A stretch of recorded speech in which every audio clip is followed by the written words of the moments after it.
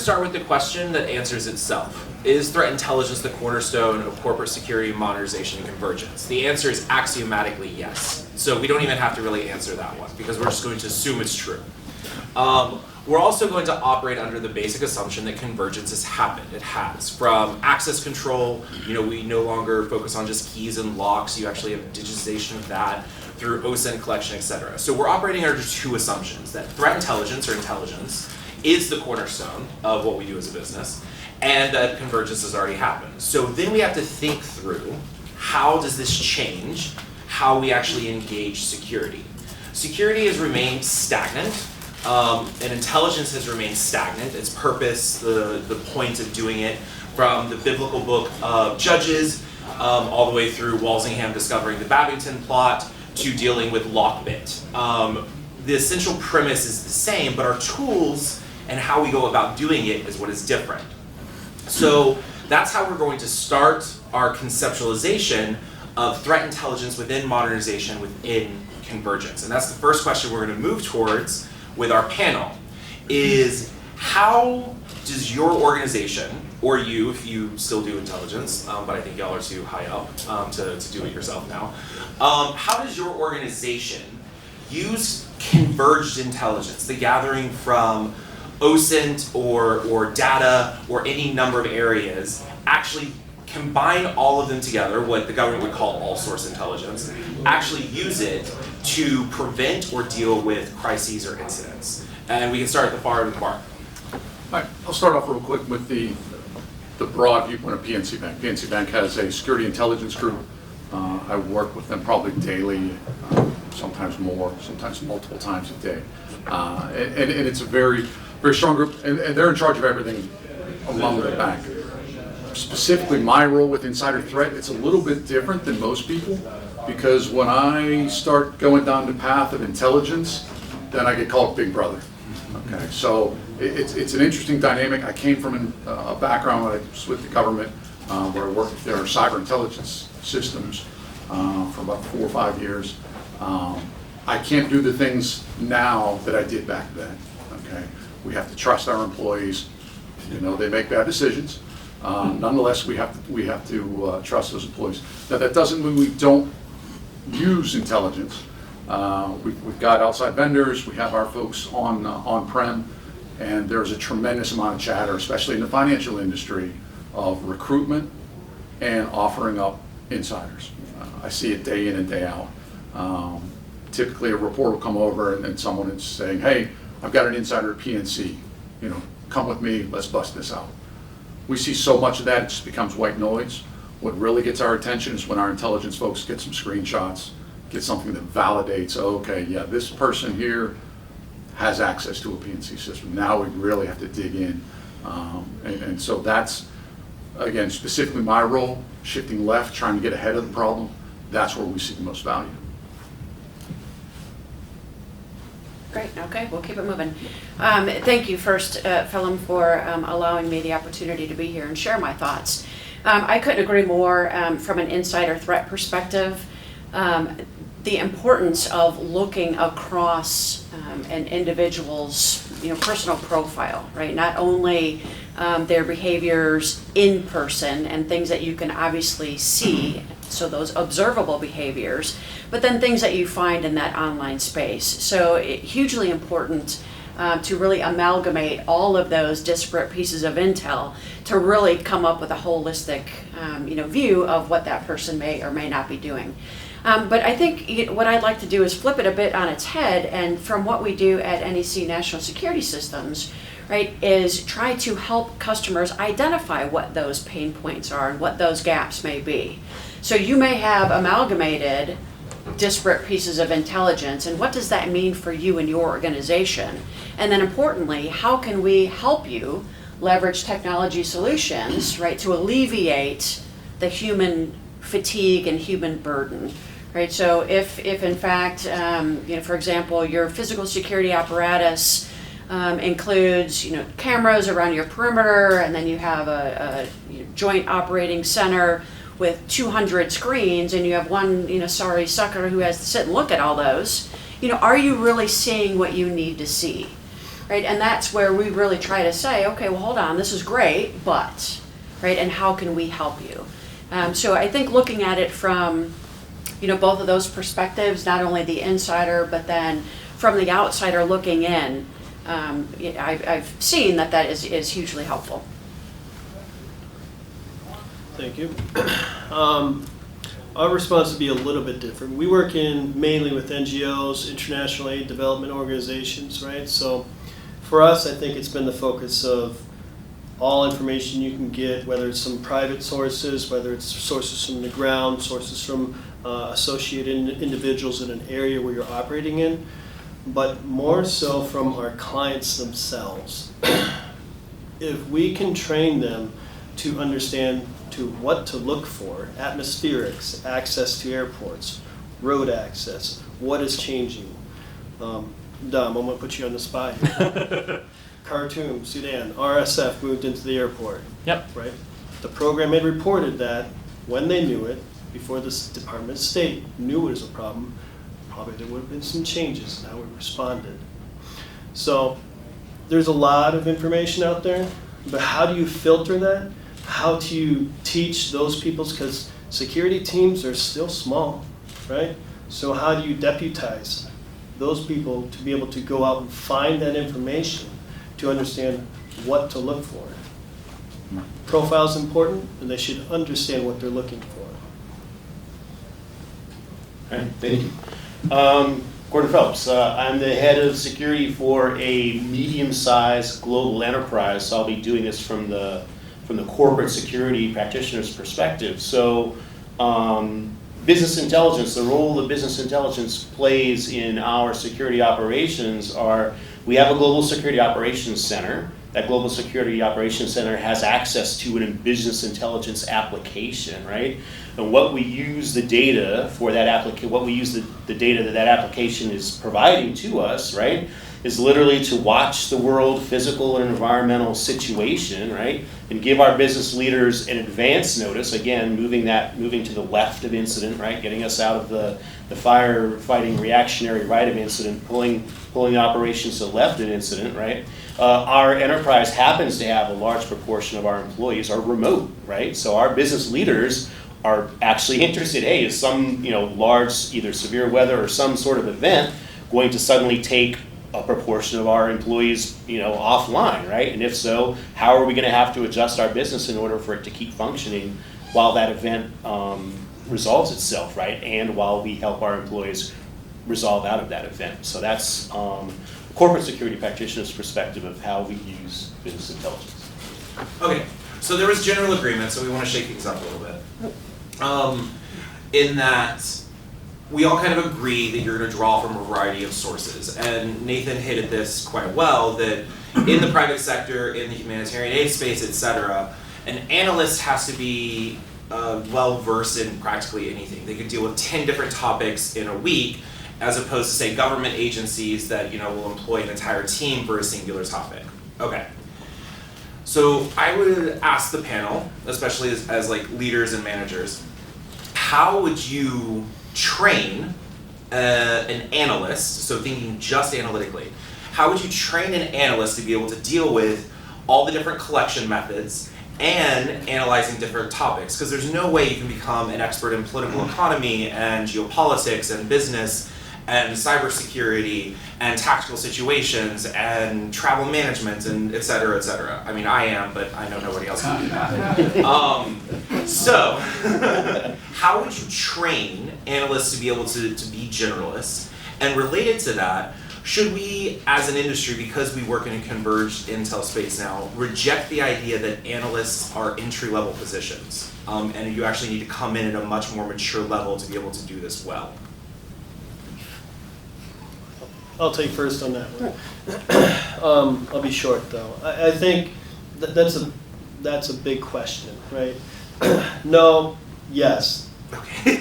Right. So let's take an analyst. Yes, if you can go out and you can find an analyst who has the experience and can put them right away at a work, of course, right? Fit the role, do the job, right? I think honestly for us it's bringing people on, teaching them, giving them very strict parameters, left and right lateral limits. This is what you're doing, travel risk management, monitoring and alerting. This is the client. This is where they're located. This is what their profile is. This is what they might care about. And then grow them from there. Okay, maybe they're gonna work with a specific client that has a lower risk profile. When they've done well with that, you bring them onto something else. So I think there's a lot of patience that goes into that. And it takes time, and you have to allow them to fail. Hopefully they fail internally, not in front of the client. But sometimes that still happens, right? They're human. We're still using humans for this, right? So just be patient and continue to invest in the team that you have. Bring in outsiders to train them. Hire Treston to train them. He knows it all, so train him. You're welcome. All right, so, but yeah, there's a lot of options out there, but you're still, constrained by the resources you have, the team that you have, who you can afford, and what the task is that they're asked to do. Sure, thank you. From the corporate security perspective, again, operating a global security operations center, I'd say what we're doing with our global security operations center agents is just, it's a matter of context and perspective, right? We don't need them to be experts on the inner workings of a, geopolitical problem versus an environmental problem versus one of our offices is on fire.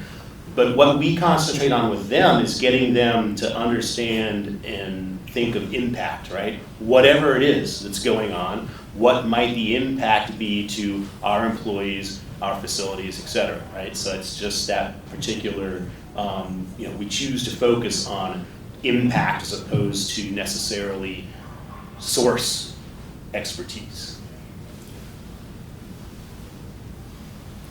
So I would add, I echo what you fellows have said, and then I would add in that I think it has to start at least some, depending upon the expertise level of the analyst, it may have to be an entry-level position because you don't know what you don't know. And so my second point would be, I think, having those left and right limits, absolutely, right? You can't be, a jack of all and master of none. There's just too much information available. So I think that it is important to focus those folks' efforts and then really ensure that the information they're ingesting is not singular in nature, right? There's so much out there. And there's so much noise as well, right? So going to trusted sources and then verifying the veracity and the efficacy of that information is huge. And I think we've seen that across the board just in news media in general, right? They come out with some report and then they're like, oh, that was wrong, right? And that's just embarrassing, right? So, ensuring that the job is done very thoroughly with those left and right limits in mind, but trusting that information that you're using as the basis for your intelligence and then analysis of that intelligence is what I would offer. I'm going to circle back to kind of where we started with talking about patience. And specifically, I'll kind of share a quick story. We had an incident. We had our intelligence group involved in it. One of our intel analysts did a fantastic write-up. Extremely intelligent young man. Has been with the bank about 2 years. But it was immediately apparent to me when I was talking to him that he was very frustrated because he saw a solution. He gave a suggestion. Hey, this is what happened. This is how PNC could solve it. But the problem was, and again, this is experience. The solution that he suggested, and I'm just picking numbers here, cost $1 million. The problem was only a $10,000 problem. Mm-hmm. And when I explained it to him, he took a step back, and even though the $1 million problem was clear as day to him, would have been a 100% effective. Now he does get it. Everything. He's kind of operating in that bubble, that intelligence bubble. He sees a problem, he sees a solution. Why can't we do this? Again, it just comes with experience, a little bit of patience that I try to impart with him to get a better understanding of the broader issues that factor into those equations. Okay, so y'all kind of agreed on bringing in an analyst and letting them work through the problems, recognizing as leaders that they're not going to know everything as long as they can take the time to try to work through it. So this has been a theme for the day, the need for critical thinking. And I think that's deeply related to what y'all are saying. So that an analyst who has really good critical thinking skills can work on the geopolitics of China along with ransomware issues as we're thinking of their interconnectedness. So should we start treating critical thinking as a hard skill rather than just a soft analytic skill, but as an actual hard skill? And if yes, and the answer is yes, if yes, how do we actually reinforce things like Holmesian logic, abductive reasoning, Bayesian probability, so that critical thinking is a hard skill that they can bring in? Do we do it as an industry? Do each of you implement and program in your thing? But how do we engage critical thinking as a hard skill to achieve what y'all are wanting? I'm a big fan of soft skills because that's the one thing I'm good at. The hard skills, not really my area of expertise. But since you said the answer had to be yes, I will duly take the position of our fine moderator. One of the things that we really strive, and again, it's interesting, again, coming from 27 years, 28 years of government service, and then moving into private industry, we did a lot of things. I did a lot of things for that 27, 28 years. We just didn't call it fancy acronyms that the folks in this room probably call them. But one thing that I really have seen emphasized in my time at PNC Bank is repeatability, and that kind of goes with that. All right, this isn't just a willy-nilly, hey, let's come up with a great report, but next week the report looks different.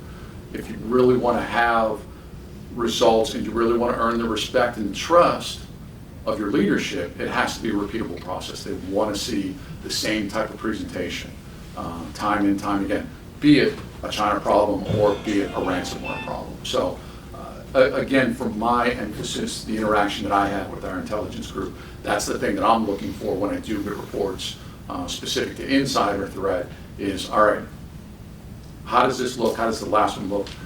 How do they compare? And the easier I can compare those two products, the more concrete, the more impactful it's going to be. That's excellent. I would add in practice, right? And I don't think any of us would ever want to put your junior, on the biggest problem you're facing, right? You want your junior to start and learn, and if they fall or when they fall, right, fall forward, right? Learn from those mistakes and then keep it moving. But we've talked about wisdom and, gaining knowledge comes with wisdom, and that comes with practice, right? So for me, practice how you're going to play. Give those juniors a chance to really dive into something, get their feet wet, with some guidance, but let them make mistakes, right? You're not going to give them the biggest thing they're facing, or you're facing, the biggest challenge you're facing, but you want them to feel a sense of ownership and the fact that what they're doing is important. So for me, it's getting those reps, right, and allowing them the opportunity to then kind of move up to the harder challenges. But you only get smart by learning from your mistakes.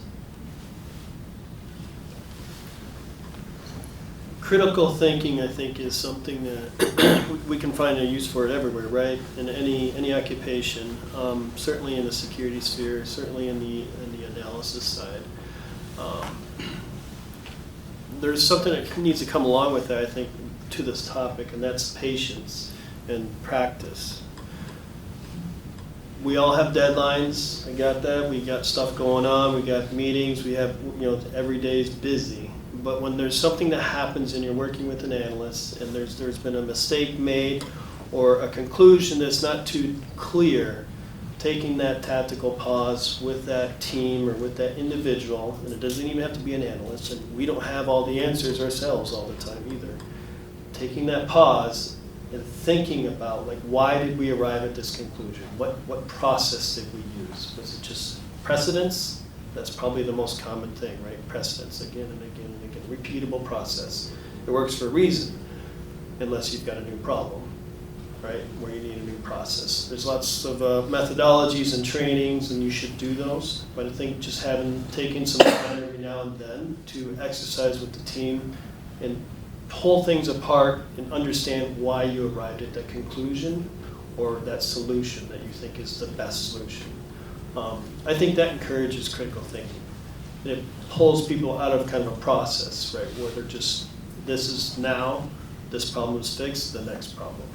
So do you think, and Gordon, I want you to pick up on this when you answer it as well, when engaging in ratiocination, can we incorporate academic research methods in order to overcome the problem of critical thinking, training junior analysts? You said give junior analysts junior problems, okay? Then you will focus on meta history and case studies, and as we move up with our analysts, we can then start incorporating, say, econometric analysis or something along those lines in order to bolster the logic behind it. Do you think we can add that as part of like the patience building, and so like the junior analysts get junior methods and the higher analysts get higher methods? You should, right? Keep in mind though, we're all businesses, right? So how much time are you going to spend on this? What's your training budget? What's your access to bring someone in to teach them that information, right? So these are all good considerations, but can you break them down into something that's digestible, that they understand? So I think there's a season and time and a place for that, and you can pick those moments to apply those for sure.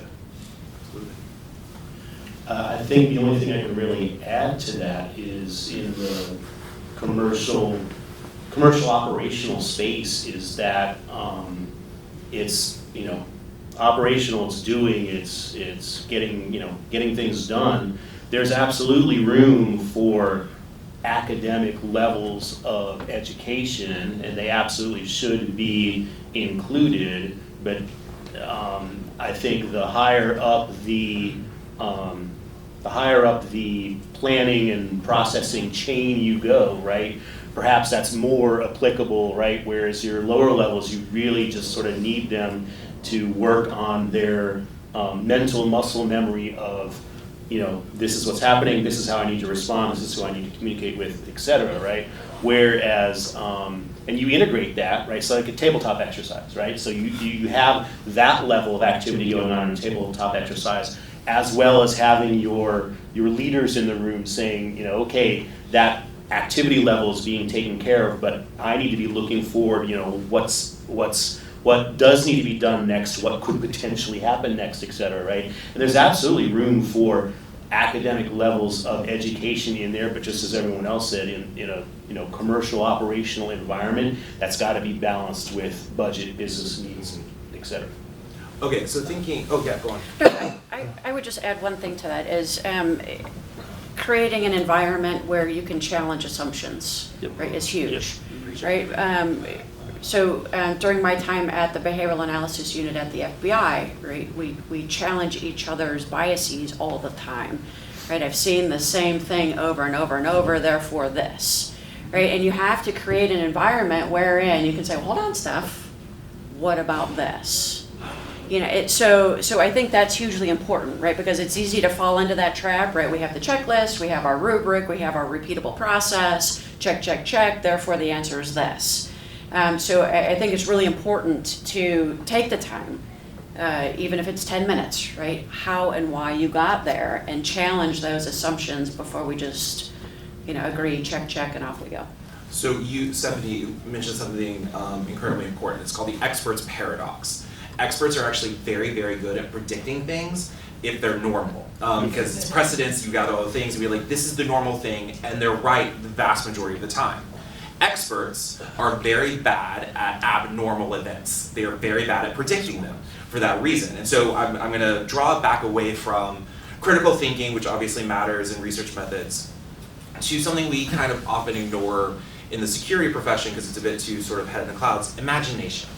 And when we think of convergence, I think this is especially important. There's a great theoretician, Peter W. Singer, and he wrote a book with August Cole called Burn It, which is a futurist novel using what he calls fictional intelligence, using storytelling to come up with an idea of the way a geopolitical or political event could unfold. So it's a method of forecasting.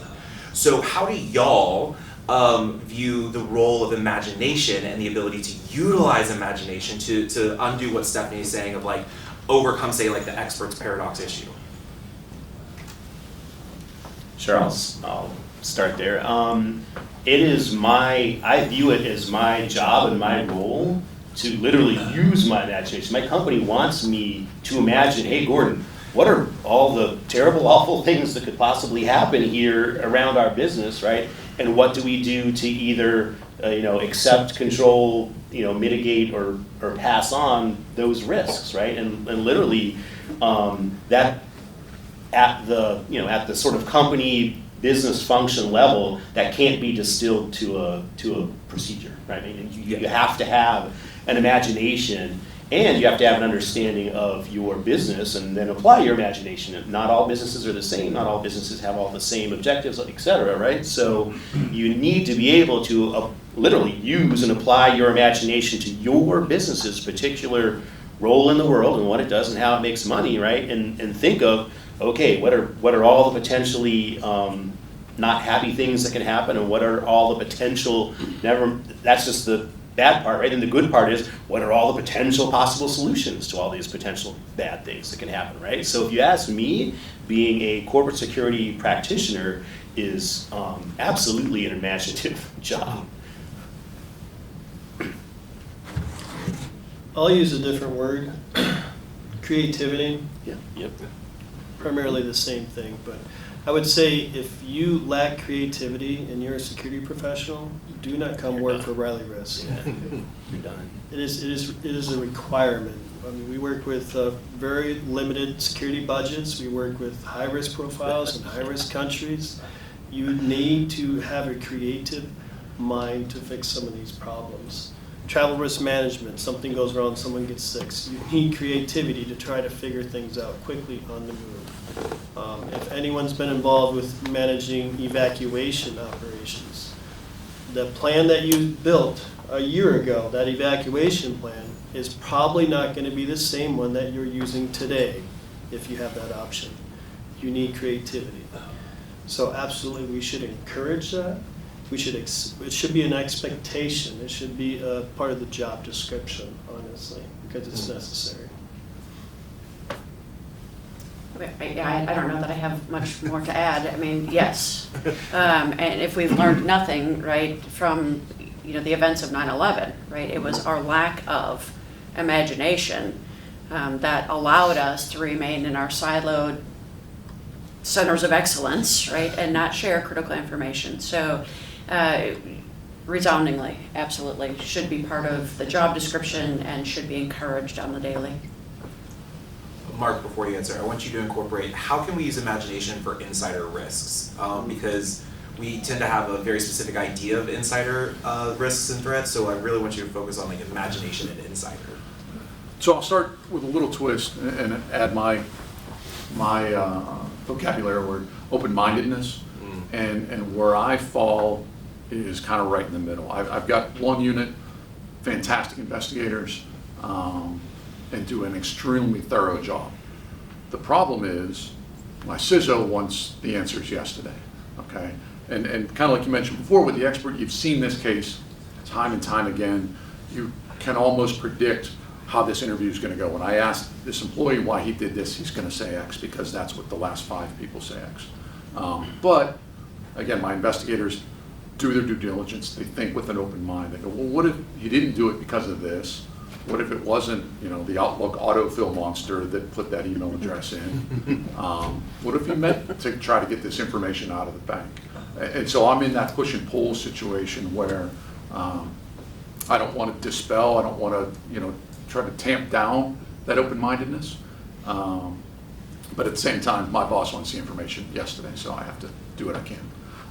As far as insider threat, it's the same thing that Stephanie just mentioned. Nobody predicted that planes were going to run into a building. If we did, we would have had a plan for it. Insider threats much the same way. If there's a vulnerability and an employee somehow stumbles across it and then exploits it, well, if we knew, we would have blocked that vulnerability. So it's an all hands effort. It's myself, it's the SOC, it's the DLP, it's the physical security folks, it's the intel folks, all trying to look at what could happen. With us, the big thing is, all right, it happened once. What other similar? Let's take that and go, what else could potentially happen? And again, that's where that open-mindedness and that crystal ball. So, I don't know, we have any crystal ball vendors in the audience? See me afterwards. Crystal ball or magic 8-ball. Yeah. I've tried the 8-ball, it doesn't work. Okay, so yeah. Yeah, just a comment. So I love hearing all about this, and I think Drew talked about it this morning when we opened up the panels. It's taking an all hazards approach. It's all about what your appetite level is, and how big, how much you want to cover. I mean, do you plan for an EMP, right, electromagnetic pulse? Do you plan for being here in DC? Do we plan for a nuclear attack? We actually do to an extent, because I have backup data centers and people, full operations in Texas, and we can fully manage and respond if something happens. But taking that all hazards approach and using data, I have 2 teams of business analysts, intelligence analysts, that provide tons of data for me to look at things and be able to predict the future. And so we have predictability dashboards now by aggregating key data points, and we're now sharing with our board, and we're showing them whether we can recover or not under these worst case scenarios, under these, and then for the things that we can't cover, we list those things and say this goes way beyond our capability. What's your appetite for spending the money for us to build a response? And we get those answers. So there's a limit based on your risk appetite, and there's so much you can do to prepare and even predict based on past historical and good information. Yeah. I would say, listening to that, oftentimes it's about being scalable. I used to work at the Port Authority. I worked in the corporate office. I had the opportunity to spend time with people in the various line agencies.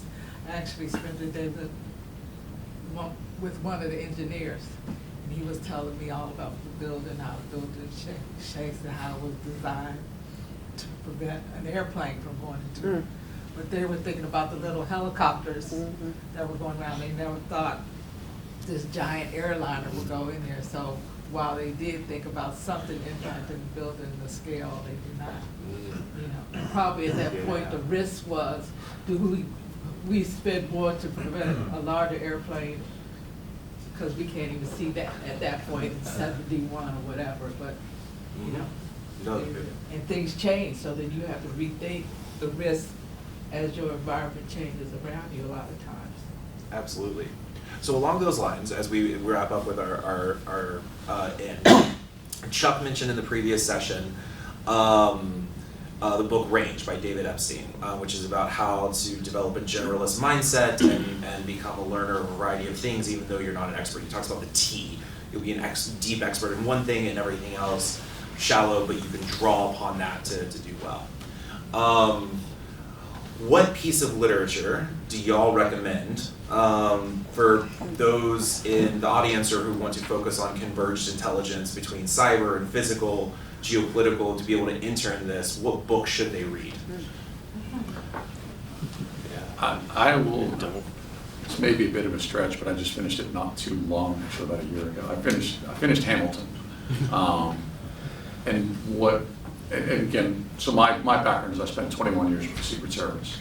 My office, for the most part, was a block from the White House. And politics is all encompassing. Even though we're to a large degree separate, when you're a block away, you can't avoid it to some degree. But the similarities of Hamilton and that time period and what we're seeing today, with plagues, with infighting, with disinformation, it was kind of uncanny. And so I sleep a little better knowing that the folks 200 years ago or so with far less information, although maybe that's better, were able to survive that time period. When you wake up a lot of times today and you go, man, how are we going to get through this? The fact that we've done this before, figured out a way to get through it. That's probably the book that, when I talk to folks, I try to draw that parallel, so. Do you mean Chernov's biography? Yes. On Hamilton? Yep, Yeah. Chernow, yeah. Excellent one of the most thorough. Also recommend Federici's book on Hamiltonian political thought, if you're interested. Interesting. I think I would say the Team of Teams, because I don't, right, you can't be an expert in everything, but if you build a good team of experts, or at least trusted folks that are at least SMEs to some extent, I think that's when you win. Well, I don't do as much reading as I used to do, but one book that does stick out, if I had to ask, every now and then when I think about it, is the Talent Code. It's a very short book, very easy read, honestly, but it dispels some of the preconceptions where every genius and every person who's talented, whether an athlete or whatever, is born. To some extent, yes, but not as much as we might expect. This book dives into how the environment that you build for yourself or you find yourself in helps shape your experiences and your abilities to use your talents in a specific way. So for me, that was a very, very interesting book on that. Thank you, and I love the challenge to keep reading, right? So the way I have, I think what you're heading towards is your constant lifelong learning, right? So the way I think I've approached that most recently in my career, other than reading books, right, is I have chosen, so you got my T is, right, obviously the long stem of my T is, physical security, physical environmental risk management, right?